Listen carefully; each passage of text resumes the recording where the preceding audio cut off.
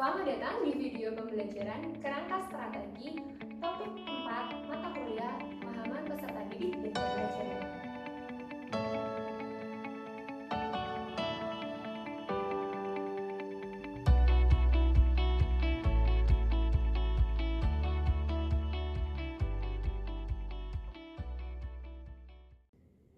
Yang pertama adalah teaching at the right level. Pendekatan ini adalah pendekatan belajar yang mengacu pada tingkat pemahaman dan level peserta didik. Tujuan pembelajaran menggunakan pendekatan ini adalah penguatan literasi dan numerasi pada peserta didik serta pengetahuan pada mata pembelajaran yang menjadi capaian pembelajaran sesuai tingkat kemampuan dan level peserta didik. Peserta didik tidak terikat dengan kelas, namun dikelompokkan berdasarkan fase pembelajaran. Perkembangan disesuaikan dengan tingkat peserta didik yang sama. Proses pembelajaran peserta didik disusun dan mengacu pada capaian pembelajaran tersebut, namun disesuaikan dengan karakteristik, kebutuhan, dan tingkat pemahaman peserta didik.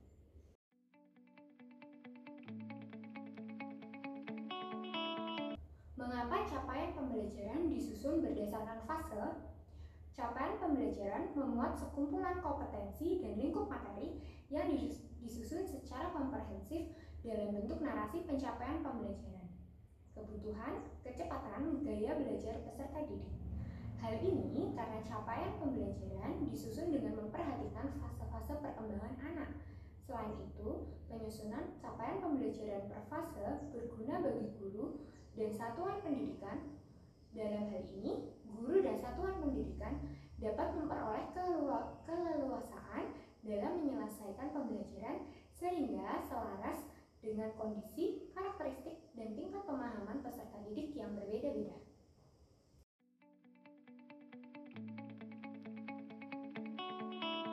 Capaian pembelajaran adalah suatu ungkapan tujuan pendidikan yang merupakan suatu pernyataan tentang apa yang diharapkan dan dipahami serta diketahui oleh peserta didik itu. Capaian pembelajaran adalah kemampuan yang diperoleh melalui interaksi pengetahuan, sikap, keterampilan, kompetensi, dan akumulasi pengalaman kerja. Capaian pembelajaran menunjukkan kemajuan belajar yang digambarkan secara vertikal dalam satu tingkat ke tingkat lainnya, yang kemudian didokumentasikan menjadi satu kerangka kualifikasi pencapaian belajar peserta didik. Capaian pembelajaran harus disertai dengan kriteria penilaian yang jelas dan tepat sehingga dapat digunakan bahwa hasil belajar diharapkan telah tercapai sesuai dengan tujuan pembelajaran yang telah dirancang. Capaian pembelajaran merupakan salah satu hal yang penting pada suatu sistem pembelajaran. Capaian pembelajaran adalah suatu ungkapan tujuan pendidikan diselenggarakan. Capaian pembelajaran menyatakan tentang apa yang diharapkan, diketahui, dan akan dikerjakan oleh peserta didik setelah menyelesaikan satu periode siklus belajar. Capaian pembelajaran adalah kemampuan yang diperoleh melalui internalisasi pengetahuan, kompetensi, keterampilan, dan sikap yang kemudian diakumulasikan menjadi pengalaman kerja.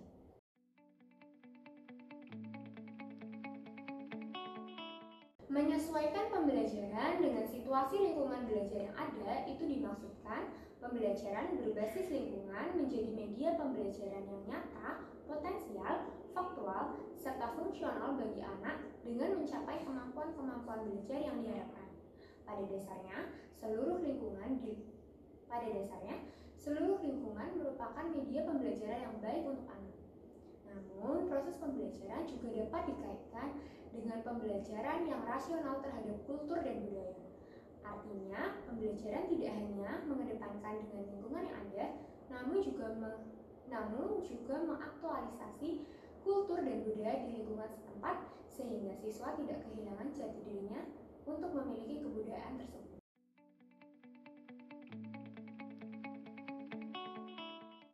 Penyusunan capaian pembelajaran per fase merupakan upaya penyederhanaan sehingga peserta didik dapat memiliki waktu yang memadai dalam menguasai suatu kompetensi. Jenjang kelas pada setiap fase dapat dijabarkan sebagai berikut. Yang pertama adalah fase A. Fase A berada pada kelas 1 dan 2 jenjang pendidikan sekolah dasar MI serta paket A. Yang kedua adalah fase B atau jenjang kelas 3 sampai 4 pada jenis pendidikan sekolah dasar MI SDLB paket A. Lalu ada fase C, yaitu kelas 5 sampai 6 jenjang sekolah dasar. Yang keempat adalah fase D atau kelas 7 sampai 9 pada sekolah menengah pertama. Fase E pada kelas 10 SMA, dan fase F adalah kelas 11 sampai 12 fase pendidikan SMA. Cara penyusunan capaian pembelajaran yang pertama adalah melakukan analisis mata pelajaran yang akan ditetapkan. Yang kedua adalah mengidentifikasi kompetensi-kompetensi yang akan dikuasai dan telah dikuasai peserta didik pada fase tersebut.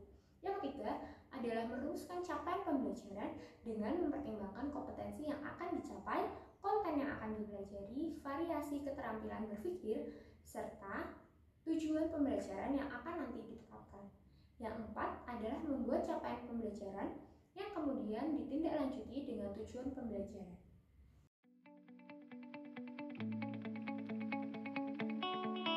Bagaimana cara menggunakan capaian pembelajaran dengan prinsip pembelajaran?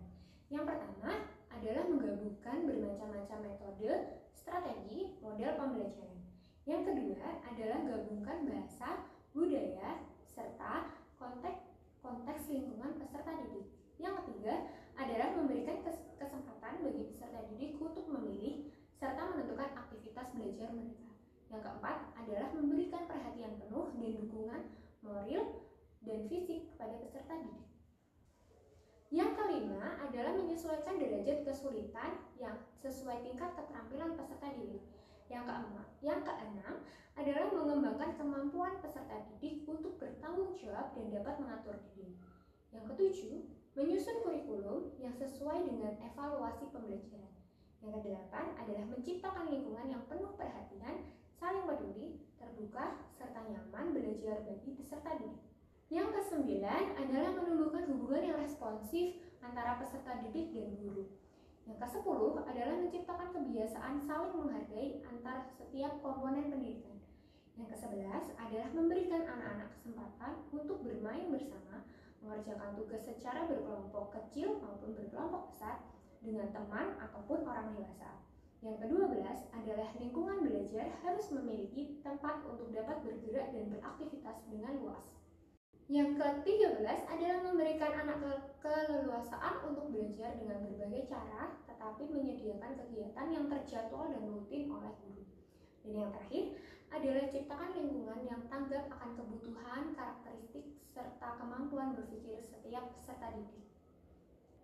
Terima kasih. Itu tadi penjelasan saya mengenai topik 4, kerangka strategi.